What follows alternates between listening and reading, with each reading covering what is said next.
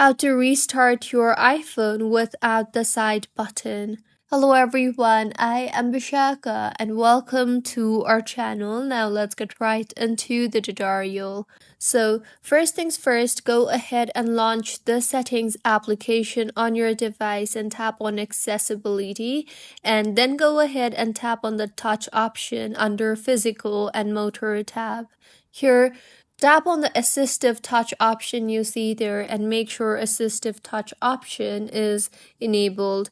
You can also go ahead and add in assistive touch gestures, but if not, then simply go back to your home screen and then tap on the assistive touch that you just enabled, and then tap on the device option you see there and then tap on more. Here you will see the restart option. Tap on that, and with this your iPhone will take a restart. So this is how you can make your iPhone restart without the side button. If you find this tutorial helpful, please like the video and do comment if you have any queries. Also, do subscribe to our channel for more helpful tutorials like this.